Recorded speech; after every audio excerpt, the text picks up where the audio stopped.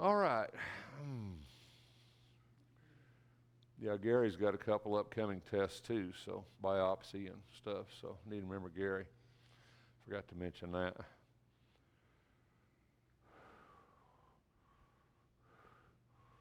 All right, we're in Matthew 24, and going to get into a little apocalyptic language this morning. That's always a good thing to do on a Sunday morning. So we spent some time talking about, quite a bit of time talking about the rapture, these 70 weeks when Jesus should come and that Jesus came when he should, and we spent some time on that last week.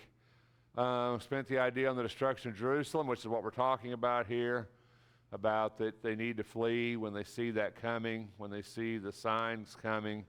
We talked a little bit about Rome's standard, the eagle, and, some of what Daniel talked about, abomination that causes desolation, standing in the holy place, Daniel says. Talked a little bit about that, and then we started talking a little bit about, not wanting to flee in the winter. It was the end of time, it wouldn't matter. This is about the destruction of Jerusalem, that they need to leave, they need to get out, and that also there'll be a lot of false Christs. And so I want to talk a little bit about that this morning.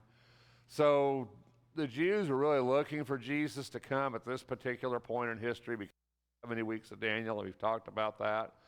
And because from the 70 weeks of Daniel, the decree to rebuild Jerusalem, 690 years till the time that Jesus would come. So they knew it was time. They knew that it was time for that to happen. Now, the decree to rebuild Jerusalem, that's kind of a deal, exactly when we would place that decree, because what happened was that, when the Medes and the Persians took over, they said, well, if you want to go back, you can go back. So Ezra wanted to go back and rebuild the temple, and the king Xerxes gave him permission to do that, and also gave him a lot of the articles that the Babylonians had taken from there. He gave them back to him to go and rebuild the temple. So Ezra, that was the decree, to go back and rebuild the temple.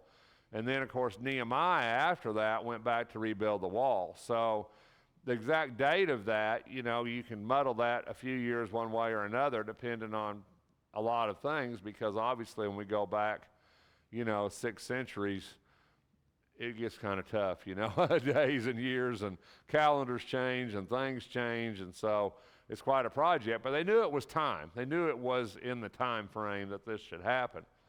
And so Jesus in 24, he kind of gave them that warning. For false prophets and false Christs and false prophets will arise and will show great signs and wonders as to mislead, if possible, even the elect.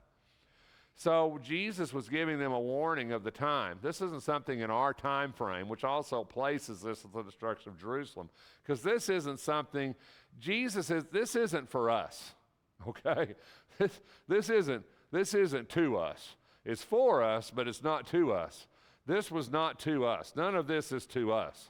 This doesn't apply to you and me.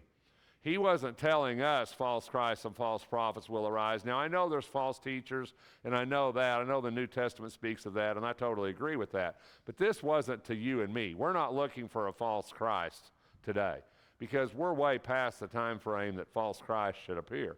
But they weren't. They were in that time frame. So when Jesus said that, it made a lot of sense to them, and we can back this up. Not just scripturally, but we can back it up historically, that there were a lot of people who came up at the time of Jesus in the first century and said they were the Christ. But scripturally, in Acts chapter 5, he said to them, men of Israel, take care what you purpose to do with these men. For some time ago, Thaddeus rose up, claiming to be somebody, and a group of about 400 men joined up with him, but he was killed, and all who followed him were dispersed and came to nothing. And after this man, Judas of Galilee rose up in the days of the census to draw away, and drew away some people after him. He too perished, and all those who followed him were scattered. So in the present case, I say to you, stay away from these men and let them alone. For if this plan of action is of men, it will be overthrown. But if it is of God, you will not be able to overthrow them, or else you may even be found fighting against God. This is what in Acts chapter 5. So, I think that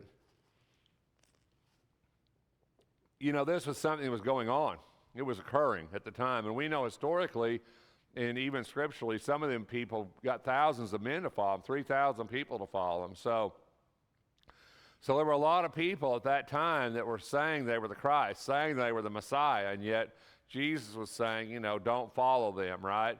And they were doing signs and wonders. Historically, we know these men were doing what we would consider to be miracles, considering to do these big things. So this wasn't new. There were other people that were doing this very same thing at the time of Jesus. So, the thing that was said here was, if it's of nothing, it's not going to come to anything. If it's of God, then you're not going to be able to overthrow it. So this was occurring. But then we get into some tougher language. Yeah. Historically, they were doing miracles. Yeah, I guess. Man, I don't know. I don't have an answer. I just don't know. To them, it was miraculous. Now, whether it was what we would consider to be magic or I don't know. But, to them, whoever was looking at it, they considered it to be miraculous.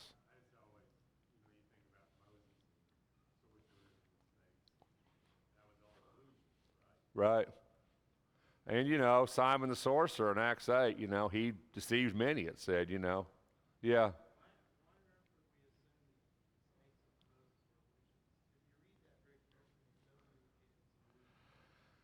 Yeah, and I mean, you're right. I mean, they turned into snakes, and I mean, I don't know how that happened. I don't have a clue.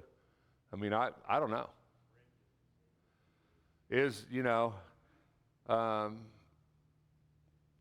I think in that age, it would have been way easier to deceive people and make them think things were something that they weren't. They probably weren't.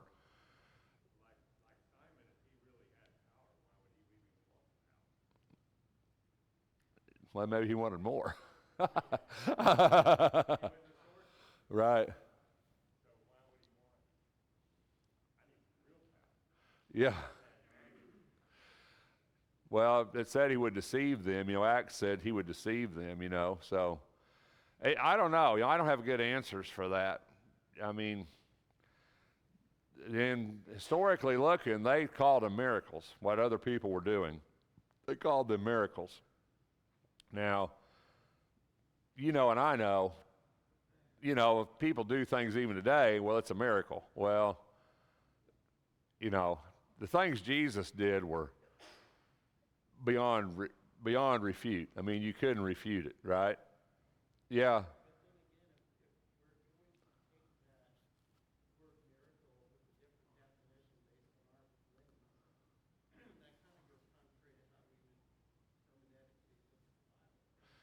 Well, maybe, but I think what you got to understand is that, what does a miracle really mean to somebody, I mean, I could say a baby being born is a miracle. I mean, and it is. I mean, essentially it is, but we're talking about something supernatural, something beyond the laws. What I consider a biblical miracle is something that's beyond the physical laws of nature. In other words, something that transcends the law of nature. In other words, it's not, oh, well, you'll get better in a month or two, or, do you feel better? To me, a miracle is what Jesus did. It's taking a man that his legs are withered and that walks, taking a man whose eyes don't see and making him see, stilling a storm. Yeah.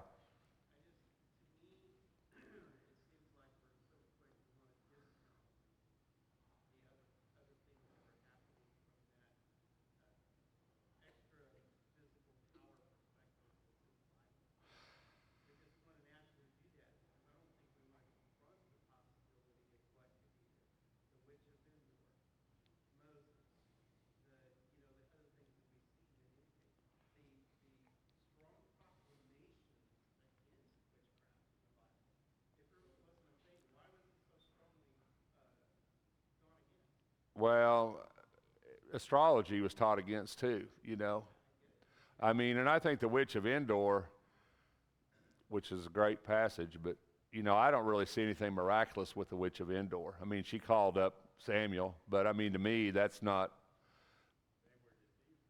to me, that's not what I would consider necessarily miraculous event because, I think the dead exist and the dead walk. I mean, in the New Testament, when Jesus was crucified on the cross, the tombs were opened and the dead walked. So I mean, I don't know. I think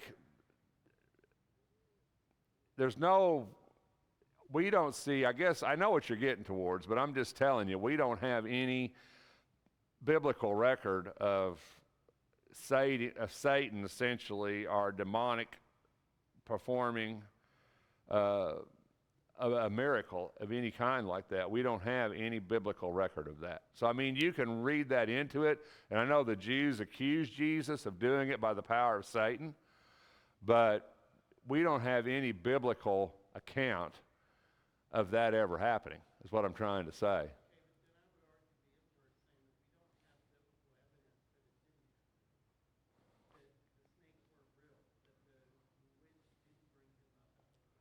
Oh, I have no doubt the witch brought Samuel up. But I don't know that.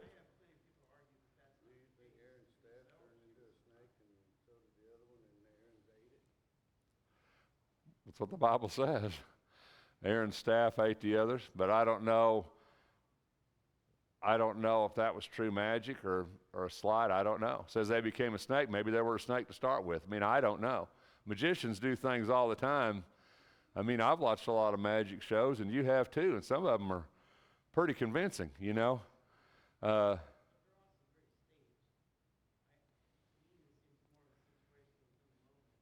Well, these guys that were with Pharaoh, they were staged. They were good at this. I mean, that's why they were the magicians of Pharaoh. That's what they did. I mean, their very life depended on being able to make that illusion stick. It was more than a game for them. It was life and death for them. I mean, they had to do it.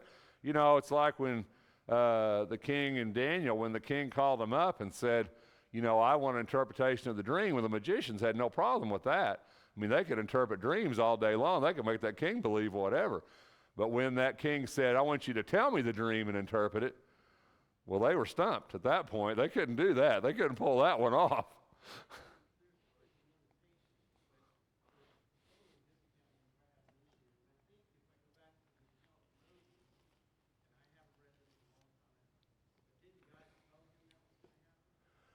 Yeah, well, the miracles come to a point they couldn't duplicate, I mean, there was a point where they could no longer do what he was doing. He started out at a level that they could keep up with, This stuff at the beginning was like, oh, that's like child's play stuff. We can do that. But then when he got more and more advanced, they were to the point, oh, we can't do that anymore. He started on this basic level of miracles to them, which I agree, it's astounding, but you got to understand too, we weren't there. We don't really know what exactly happened, what they were capable of. I don't know. I know people can do amazing things. They can amaze you with sleight of hand and trickery and deceit and deception. I mean, they can do amazing things. So I guess the point I'm trying to make is, historically, if you look at these guys that raised up and said they were Christ or they were the Messiah, in history, it's recorded that they did these miracles, but we don't know what that was necessarily or what necessarily occurred and whether they were able to actually do what we would consider a true miracle or whether it was just a show, whether it was just a sleight of hand, a stage. We don't know the answer to that. I mean, I don't know either. I think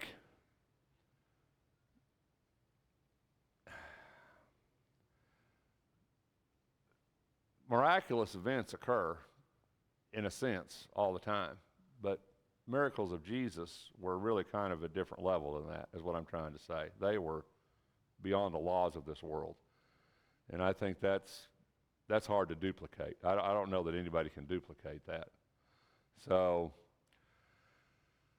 they wanted people to follow them. They wanted people to believe them, and that's how they convinced them. The same thing Jesus did, but Jesus did it consistently over and over, stuff that couldn't be denied. And that's how come they kept throwing that, well, it has to be Satan, If you're not a God, you're doing these great things, that power has to come from somewhere, so that power has to come from Satan. But I kind of have an issue with that theory, I guess. what would you... And I think he lived in a different world than they lived in it. And Moses definitely lived in a different world than we live in. The things that happened, the things that occurred, I just don't know. I just don't know. When I see a magic show today, I know it's not real. I know it's not. It's just an illusion, right?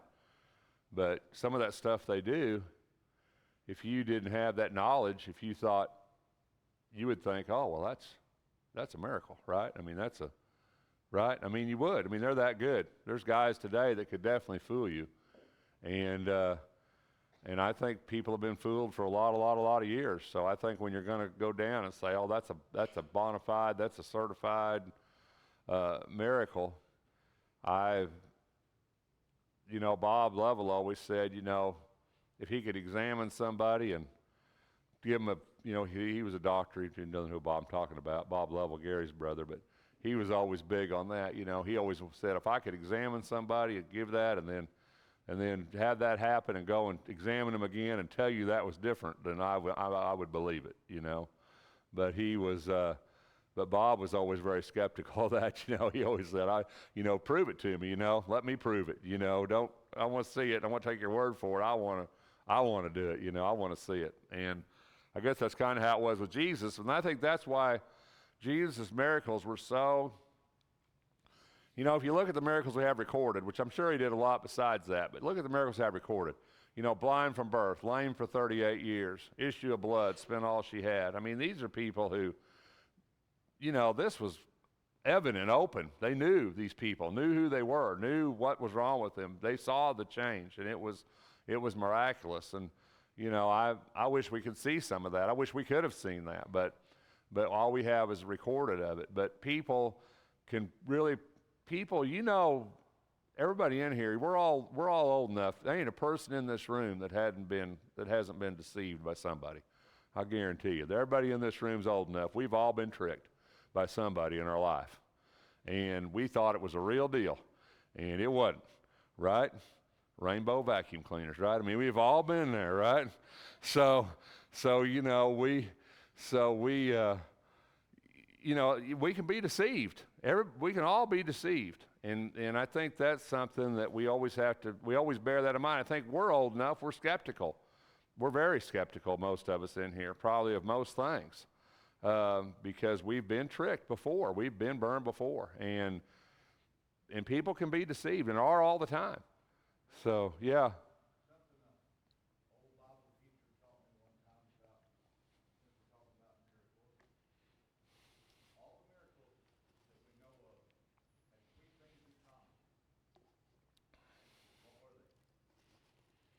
Well, they were instantaneous. They were complete. Yeah. So if it doesn't have that, then it's not a biblical miracle. Yeah. And I do believe God works today, and I do believe prayer works, and I do believe God can do great things, but I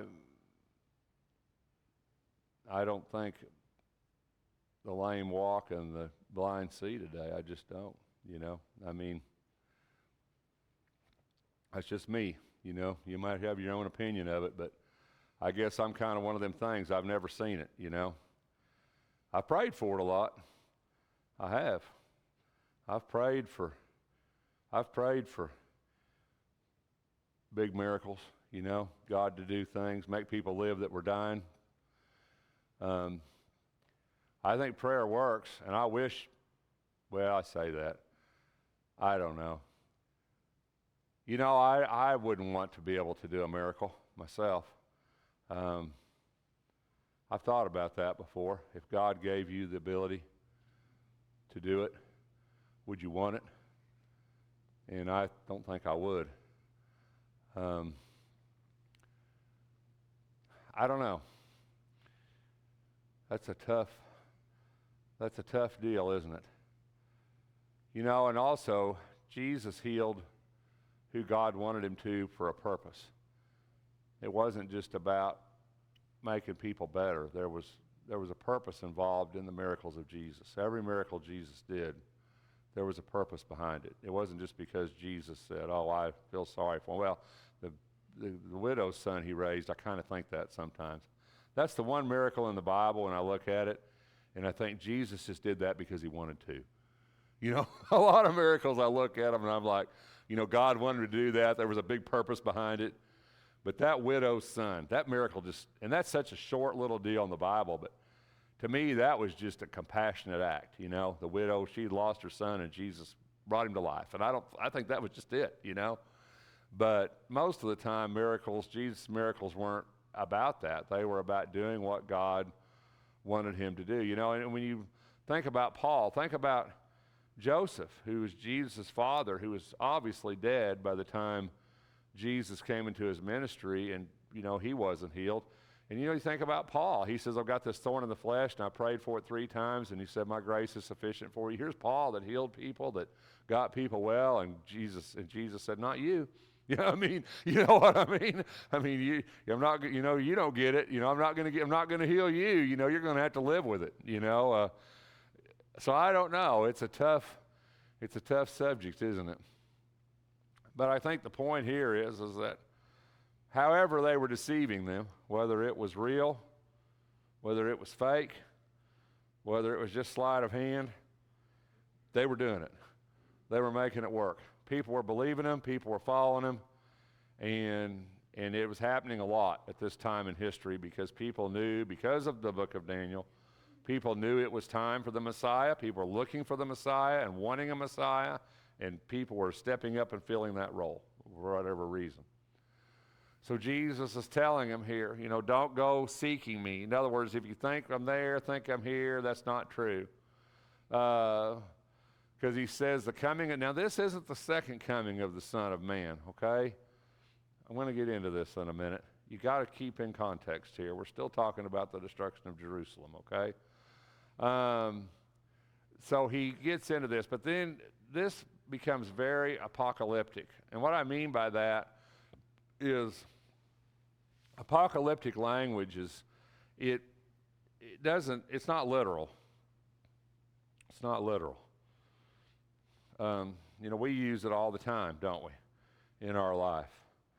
You know, raining cats and dogs, that's probably my favorite one, right? My grandma used to say something else, but you can't say that in our culture today. You get in trouble. But anyway, this language becomes here. Just as the lightning comes from the east, flashes even to the west, so will the coming of the Son of Man be. But we're not talking about the second coming of the Son of Man. We're talking about the judgment that's going to befall Jerusalem, is what we're talking about here. And I'm going to kind of get into that and show you that as we get a little deeper down in here. But this is this passage we get into. So people, when they get to that verse and they think, well, it's the coming of the Son of Man, it's the second coming, and then they read this, they're like, well, this is what's going to happen. So we talk about blood moons, and you see all that stuff and all this stuff, end of days stuff. So because if you read this passage, that's what you see, right? Immediately after the tribulation of those days, the sun will be dark and the moon will not give its light. Stars will fall, powers of the heavens will be shaken. The sign of the Son of Man will appear in the sky, and the tribes of the earth will mourn, and they will see the Son of Man coming on the clouds of the sky with power and great glory. And he will send forth his angels with a great trumpet, and they will gather together his elect from the four winds, from one end of the sky to the other. We're still talking about destruction of Jerusalem. You say, well, Rex, how can you say that? Because this is so like literal, you know. We're expecting the sun to be dark and sign of the Son of Man, whatever that is. We don't even know what that would be. To appear in the sky. I mean, I don't know what that would be. Do you know what the sign of the Son of Man is? I mean, it's nowhere in the Bible. I mean, I would know it if I saw it, you know? I mean, because I don't know what I'd be looking for. What is this about? You know, why does he do this? So I want to tell you that's not new in the Bible. And we start talking about dark suns and dark blood moons and dark moons and sun being darkened and the stars not shining and stars falling from the sky and all that. That's language that's all over the Bible. And it talks about the fall of a nation. He's talking about the fall of the nation. This is the end of Jerusalem. This is the end of Israel. This is not going to happen again. And you say, well, Rex, how do you know that? I know that because it's all over the Bible. You know, we get to the New Testament, read that, and we're like, oh, that's the end of days. No, it ain't. This Isaiah 13:10 was about Babylon. And Babylon's long gone, right? It says, the stars of heaven and their constellations will not flash forth their light. The sun will be dark when it rises, and the moon will not shed its light. That didn't literally happen, but Babylon is gone. You know, when you start talking about that in the Bible, that's what you're talking about.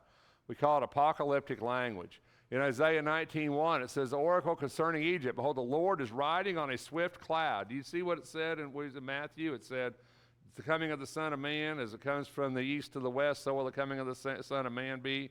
That means it's going to happen. It's going to happen quickly. In this on Egypt, it says, the Lord is riding on a swift cloud and is about to come to Egypt. And the idols of Egypt will tremble at his presence, and the heart of the Egyptians will melt within them. I promise you, the Egyptians did not see the Lord riding on a cloud to Egypt. That's not what this meant at all. That has nothing to do with it, right? Can't take this literally. It's not a literal deal. I'll share a little more with you. Isaiah 14, that's talking about Babylon. How have you fallen from heaven, O star of the morning, son of the dawn? You've been cut down to the earth. You who have weakened the nations, but you said in your heart, I will ascend to heaven. I will raise my throne above the stars of God. I will sit on the mount of assembly of the recesses of the north. Oh, how have you fallen from heaven, O star of the morning, right? Isaiah 14. You know, when we talk about constellations falling in the Bible, things falling in the Bible, it's generally kingdoms, it's generally nations. Jesus, when he's talking about Satan, he says, behold, I saw Satan falling as lightning from heaven. The idea that Satan's reign was over, that Satan's influence was over. So when you see these things happening in Scripture, that's generally what this is talking about. In Revelations, where a third of the heavens got swept away, it's the same idea. This one is really a specific. This is about the Pharaoh, Hophra, in Egypt in Ezekiel 32. He says, I will also make the land drink the discharge of your blood as far as the mountains. The ravines will be full of you. Very, very much like Revelation. The idea of the blood and the ravines and very much that same symbolic language. The idea of all that blood and the ravines full. And when I extinguish you, I will cover the heavens and darken their stars. I will cover the sun with a cloud, and the moon will not give its light. All the shining lights in the heavens I will darken over you, and I will set darkness on your land, declares the Lord God. So all that stuff I just showed you are things that's already happened, and literally none of that literally happened. But those nations did fall. Those kingdoms did. God did take care of those kingdoms. So when you read that and you think, oh, well, it's end of days, end of time, and you see this all the time, don't think about that. That's not what this is. And the reason I say that is because we're still on the first subject. We're still on the destruction of Jerusalem. This stuff has happened. What you read in Matthew 24 has occurred. Jerusalem has been destroyed. Jerusalem is no more. Israel has been destroyed. And then he says, but watch, because this is happening. And listen to what he says. We're still in this context. We're still in this bracket. Now learn the parable of the fig tree. Its branches become tender. No, the summer is near. So you too, and you see all these things, recognize that he is near, right at the door, not second coming, destruction of Jerusalem, because he says you need to get out of town, right? Remember that? He says you need to get out of town. He says, truly I say to you, this generation will not pass away until all these things take place. It's done. That's done. That up there is done. All these things take place. This generation will not pass away. So this is something that's going to happen in their generation. So Jesus was crucified about 30-something AD, 30 AD, right in there. And Jerusalem's going to be destroyed in 71 AD. So it's going to be just what he said. This is going to happen in that generation. It's going to happen. Heaven and earth will pass away, it says, but my words will not. The chapter should really end at 35, actually, because that's the end of this thought on destruction of Jerusalem. So all that stuff down to 35 is destruction of Jerusalem stuff. It's already happened. We're not waiting for it. It's done, right? But the but, that's where you get the but. The but is in 36. Because the other question, if you remember, was the end of the age, right? End of time. So then Jesus goes on to this next question in 36, and he says, the tense changes. All that stuff up to 36 already happened, okay? But then we get to 36, we have a change of tense in the text. And that's what we see in 36. But of that day and hour, no one knows. We've changed the deal. This is a different context. We've changed the tense. Not even the angels of heaven, nor the Son, but the Father alone. So, what's happened? We had multiple questions at the start of this. We have multiple questions. They were looking at Jerusalem. They were saying, when is this going to happen? When's all this going to die? When's all this going to be done? We were looking all that, and then and I can't get back to where I need to go. Yeah, I'm going.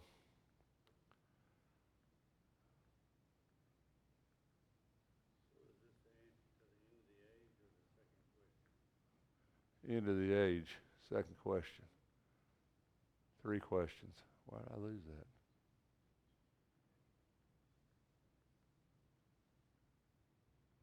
I lost it somewhere. I don't know where it is. I totally lost it. Anyway, so he asked that questions, right? Beginning at 24. He says, what will be the sign of your coming and the end of the age? So 36 changes the tense. Yeah.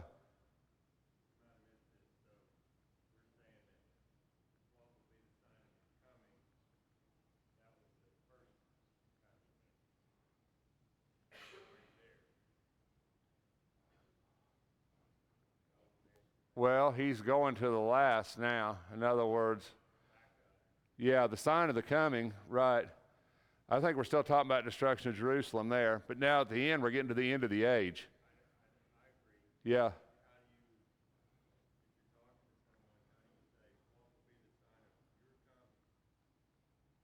Well, there's no sign. I mean, we're not going to get a sign. That's really what he gets into in 3 questions. Second question, he asked him, what will be the sign of your coming? Right. It sounds like the sign of your coming at the end. Well, I think that's one of the problems with the beginning of that, because they didn't see it as multiple events. I mean, they really thought this was going to be one thing. Jesus was going to come again. It was going to be one thing. They were still looking for that earthly kingdom. They were just asking, when's all this going to happen, you know? When's all this going to take place? But Jesus, he saw it as multiple events, you know?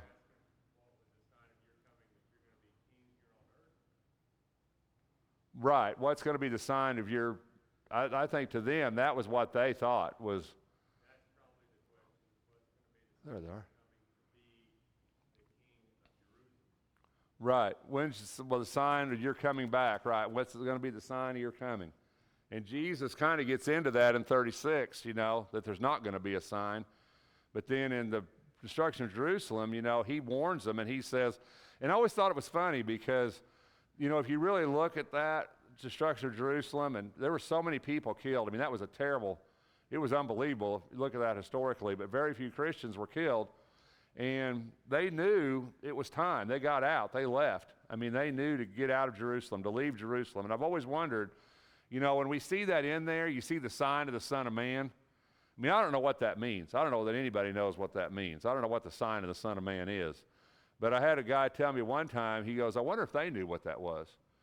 You know, I wonder if there really was a sign that they knew, you know, they needed to leave. You know, I don't know, but I always thought that was kind of interesting. I don't think they saw this as a multiple event. You know, they saw Jesus coming back to be an earthly king and start an earthly kingdom. And at this point, of course, Jesus hadn't been crucified yet, and they really didn't understand that because they really didn't understand the idea that he was going to be crucified and be resurrected. So,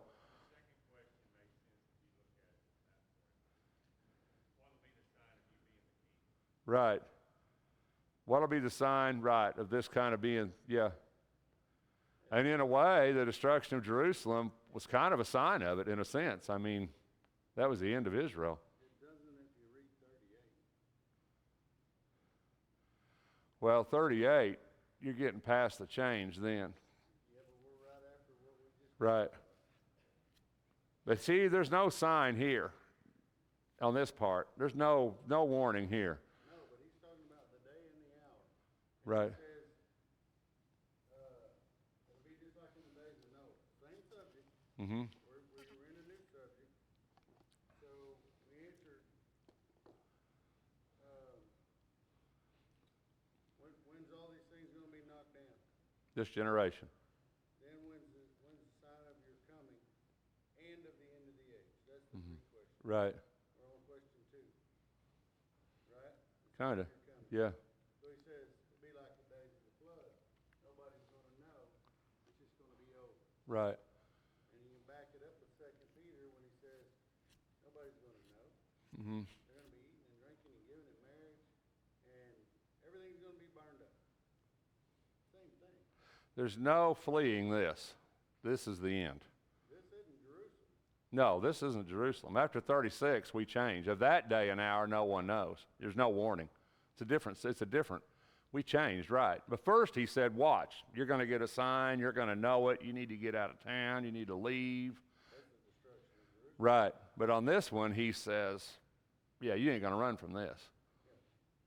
This is going to be like the flood, The Son of Man is the second coming. the second coming. Yeah. He says, you're not going to know this. This is going to be like the flood. You know, they didn't know they was going to die till it started raining. Yeah. And, you know, it's going to be the same thing. That's what I mean. In 36, you changed it. But of that day and hour, even in the Greek, in the text, it's just a change of tense. It's just a whole different context when you get to here.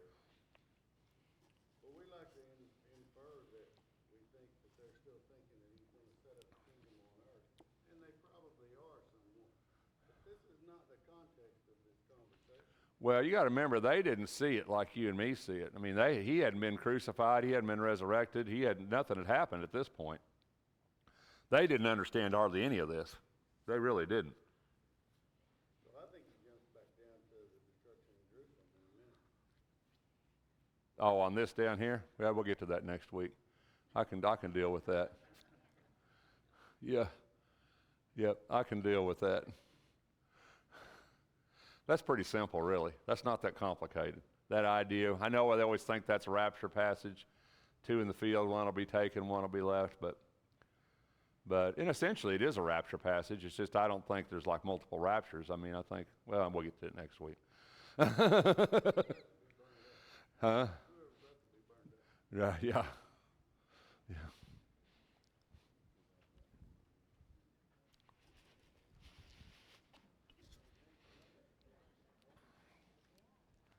Morning, Rick. Morning. How y'all this morning?